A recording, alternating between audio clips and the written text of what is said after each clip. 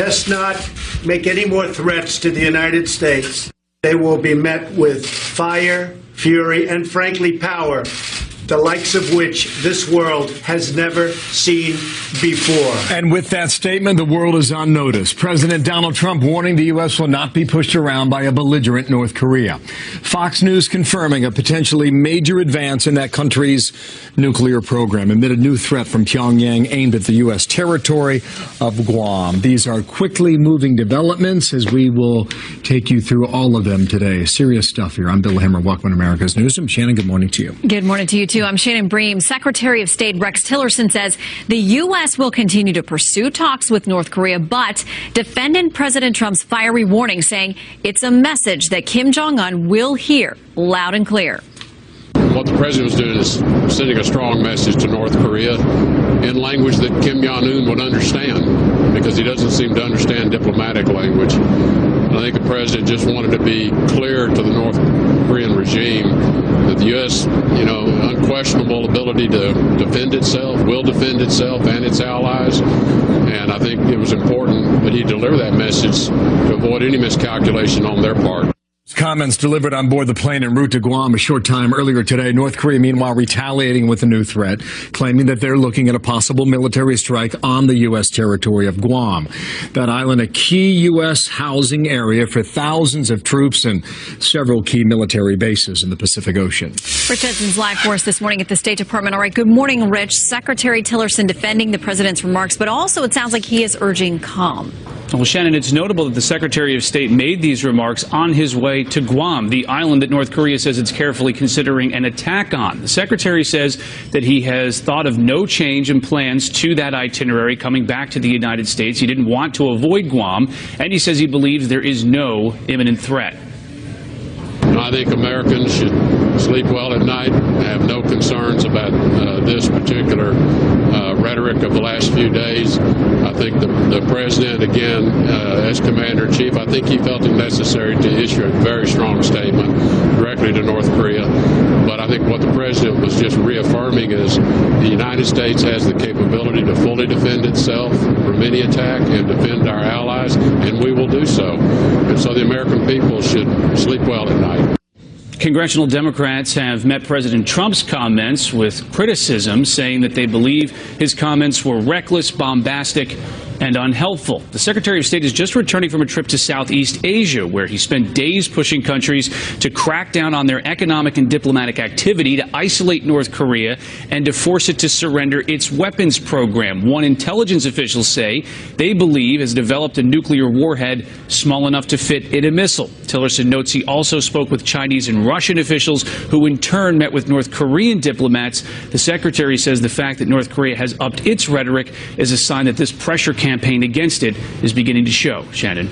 All right, Rich. Also, President Trump tweeting this morning about our nuclear arsenal. What's that all about? Now, he did, Shannon. This was just about 90 minutes ago. The President of the United States tweeting, quote, "My first order as president was to renovate and modernize our nuclear arsenal. It is now far stronger and more powerful than ever before.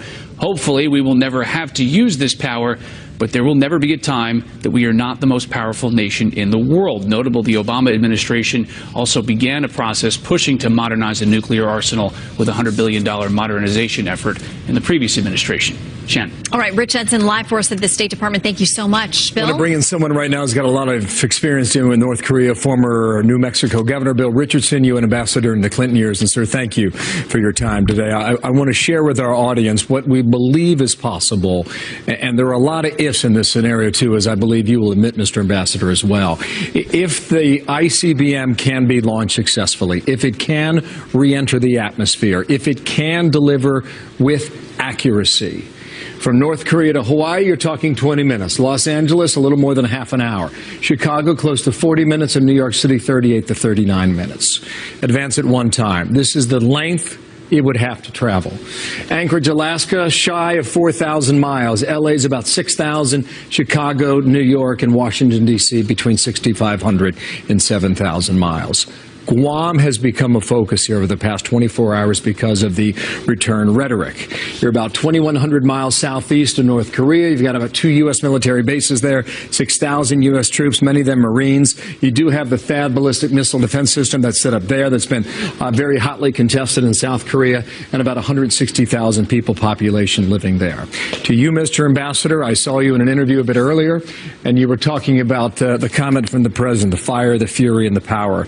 You believed initially that was too strong of a statement, but then later thought about it. What is he communicating, and to whom? And why are those words so important? Well, as you very aptly explained, we do face a grave threat from North Korea, even now that we know that they may have a miniaturized nuclear missile capable. So I did think the president's statement initially was over the top, but I think it's been effectively tamped down by Secretary Tillerson. Obviously, the president has his own style. This is how he acts, how he responds. I don't think he's going to change. But it is a grave threat, and this is not a time when we should be partisan. This is a time when we should be bipartisan. I think the president has a chance now to bring the country together on a strategy in dealing with North Korea that involves sanctions, military exercises continuing it, and then ultimately diplomacy. And I think Tillerson has the right approach. The North Koreans stopped their testing in exchange for a dialogue, a short-term deal where we find out if there's any common ground. Now, they released the Canadian earlier today for health reasons. We're still waiting more information on that, if true, and how that transpires. But back to the comments. He's communicating directly, as you well know, to a dictator in North Korea with language that only he understands. Isn't that the more appropriate interpretation of those comments? Well, it could be, Bill. The danger is this. I've known the North Koreans. I've negotiated with them in the past. You don't know how they're going to react, but at the same time, they engage in this fiery rhetoric almost every day. They make these threats, this part of their foreign policy bombastic theories that they're going to scare everybody. And I don't want the President of the United States engaging in a tit-for-tat every day on North Korean threats. That's why I was concerned about his comments. But I think what Tillerson said is that, one, he calmed the Americans down. I think that is important. This is a grave threat, but we've got to approach it in a way that the country comes together. This is the gravest threat facing us now, as you pointed out, with those missiles. And we got to get our intelligence community to be more effective in telling us about some of these problems. Our intelligence community did not know an American was in a coma for 16 months. You wonder what we know now about the nuclear program. Come back to your point about those criticizing the president right now at a time that is of great concern to many. When James Clapper, former DNI, questions his comments, and Senator Schumer and Feinstein and Senator John McCain questioned the comments as well. Is that appropriate for a country that needs to stand unified? No, Bill, the president was a little over the top in those comments. And, you know, he's an emotional guy. But let's forget that. Let's put that aside. Let's look at the policy. Let Tillerson and the State Department manage this policy. Let's not have mixed messages from the National Security Advisor, the UN Ambassador, Secretary of Defense. Let's pursue a policy of diplomacy backed by sanctions, by our military cooperation in the region. And let's see if China really does help us for a change. Well, that's because, a great point. You know, these sanctions, and that's my last question to you, sir. Now that you have China and Russia in a 15-0 vote at the UN, and the way Nikki Haley is working this as our U.S. ambassador, you were in that job yourself. How's that going? Well, I think that was a very important step at the UN, because these sanctions have bite. They affect coal exports, seafood, North Korean workers working on oil. 80% of the commerce going into North Korea comes through China. The problem is that China has not enforced them, and a lot of cross-border smuggling goes in. Maybe China has realized that if they want a good relationship with the U.S., this turmoil in the Korean Peninsula is not in their interest. Maybe they're changing, and Russia can play a role. So maybe we've turned a little corner. But I think let's just be careful. You never know how the North Koreans are going to act. They don't think like us, Bill. They don't react like us. It's a cult of personality. It's controlled by Kim Jong-un. Okay. And he's a total mystery. We don't know what he's going to do next. Sir, thank you for coming on today. Bill Richardson, the former UN ambassador, sir. Thank you. It's good to get your thoughts here. Appreciate your time. Breaking news from France now. Officials have arrested the chief suspect linked to an attack in Paris earlier this morning. That attack leaving 6 soldiers injured, 3 of them in critical condition after a driver intentionally plowed right into them outside their barracks in one of the city's suburbs. French police do consider this a planned ambush and say it is terror related. Coming up, Benjamin Hall will be live with the very latest. Some more coming on that. Also much more what's happening on the threat from North Korea. What options does the president have now to de-escalate tensions and solve this matter? We'll talk about that and more with former Arkansas Governor Mike Huckabee live coming up in about 20 minutes. Plus, breaking news out of Missouri where a manhunt for a suspected cop killer has come to an end. Plus, do you remember this from last week?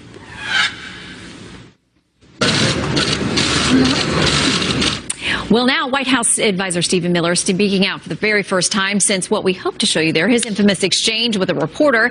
So his defense now of President Trump's plan to reform legal immigration. More on that straight ahead. President Trump's the most gifted politician of our time, and he's the best orator to hold that office in generations. And so we're going to take the message out to the people. Because you said he is the leader of this nationwide and worldwide populist movement. A massive manhunt finally ending with the arrest of 39-year-old Ian McCarthy, wanted for allegedly shooting and killing an officer during a traffic stop on Sunday night in Clinton, Missouri. Before his capture, McCarthy was able to elude more than 100 officers, scouring fields, abandoned buildings, and even empty school buses. Officer Gary Michael was the first officer to be killed in the line of duty in Clinton, which is southeast of Kansas City.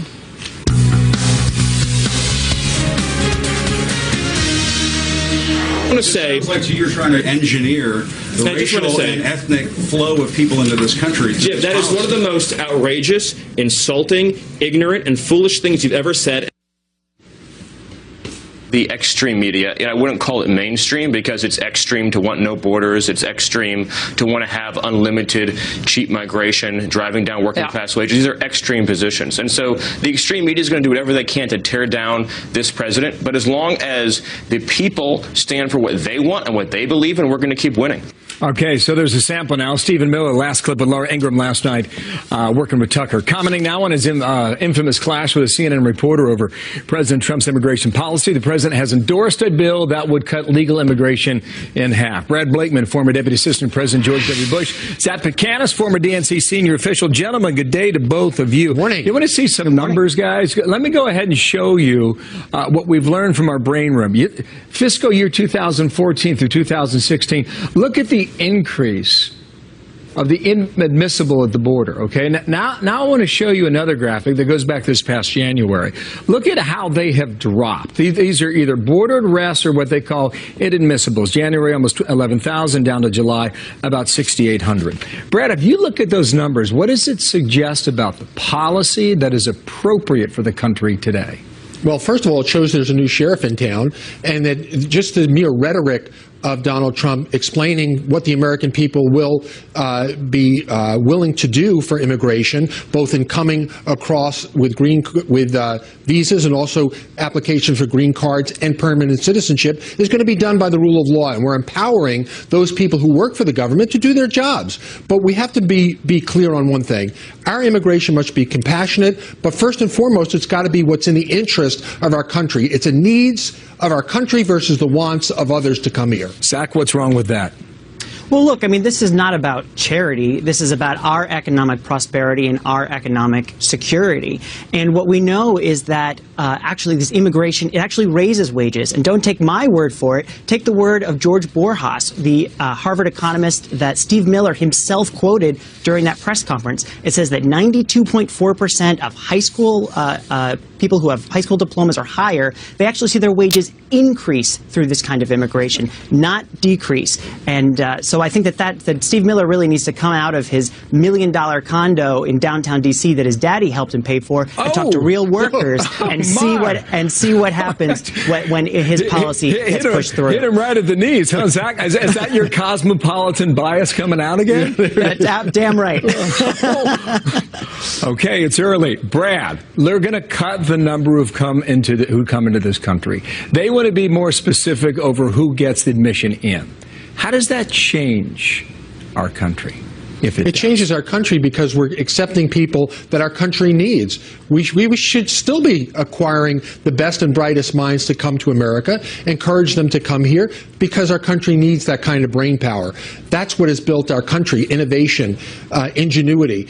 But there's got to be a rhyme or reason to what we will allow and not just swing our gates open and pick arbitrary numbers like 1 million or 500,000. We have to be able, Bill, in today's day and age, to vet these people, to understand what their true intentions are Brad, to come to our country. I remember during the election, this was a candidate who said, Zach, he's going to bring in the best and the brightest.